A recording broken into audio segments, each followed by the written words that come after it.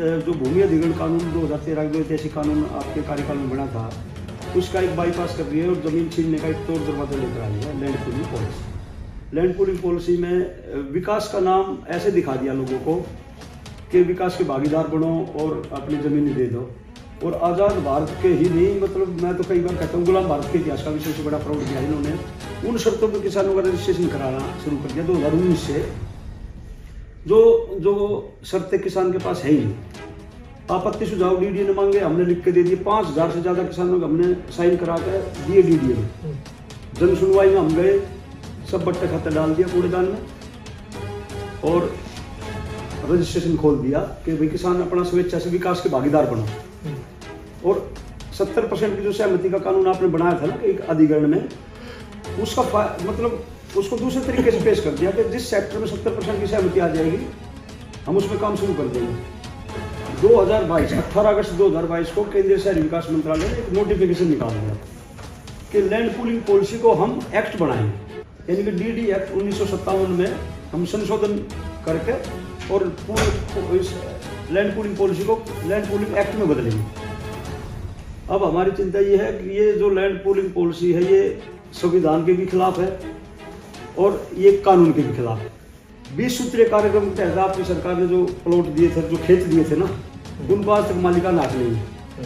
और हमारा जो गांव है, जिसे रेवेन्यू में एक शब्द है लाल डोरा, उसको हम इंग्लिश में कहते हैं आउटर फिरनी रोड कह लेते हैं। जो गांव की आबादी उसके अंदर है, बाहर हमारे खेत है।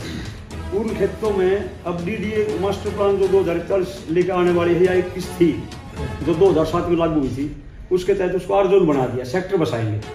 दिल्ली में कह रहे हैं आबादी बहुत ज़्यादा होगी तो हम यहाँ पर आवासीय इकाई बनाएंगे।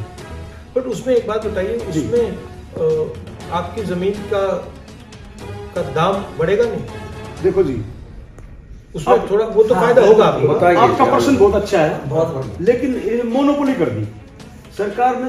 जब हमारे पास दूसरा विकल्प नहीं छूट जा कि आपकी जमीन अधिग्रहण नहीं करेंगे हम और आप चाहे तो अपनी जमीन को 60% ले सकते हो, लेकिन शर्तें ऐसी लगा दी जैसे किसान के पास 5 एकड़ है ही नहीं, किसी का 0.1% किसान है जो 5 एकड़ भूमि का है।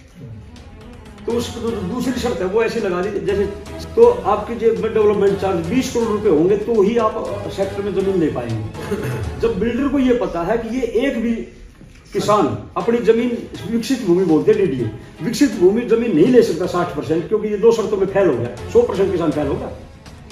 तो मतलब फाइनेंशियल रिक्वायरमेंट इन्होंने इतनी कर दी है कि आप उसमें जा ही नहीं सकते।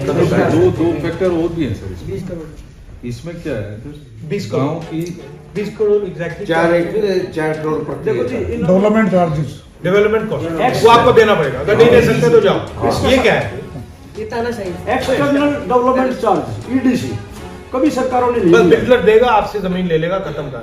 सर इसमें भी ना लैंडलेस सबसे ज्यादा पिस रहा है। सर सेकंड थिंग, गांव की ज्यादातर जमीनें जो है ऑलरेडी व्यापारियों ने खरीद ली है, तो हम जो गांव का व्यक्ति है उसको उसका कोई ज्यादा बेनिफिट वैसे भी नहीं मिल रहा। इसमें तो अगर है, अब तो हमारा तो विनाश है और डीडीए सरकार और जो बिल्डर अब जो उसमें बसेंगे उनका विकास, एक तरफा विकास है। और ये एक तरफा विकास ग्रामीण। अब आप क्या मुझसे क्या चाहते हैं? हम ये चाहते हैं कि देश की सबसे बड़ी जो पंचायत है संसद भवन, और उसमें आप विपक्ष के सर्वमान्य नेता हो, आप इसमें हमारी आवाज उठाओ। दूसरा हम चाहते हैं एक बार दिल्ली देहात का दौरा, जिस तरह आप सभी वर्गों से मिल रहे हो, इस तरह दिल्ली देहात में आप जाओ, एक बड़ी महापंचायत और कुछ लोगों से, ठीक है, महिलाओं से वहाँ मिलो। आप जो आप चाहते हो 3 पॉइंट रखने हैं वो हम रख देंगे और आपके यहाँ दिल्ली देहात आ जाएंगे।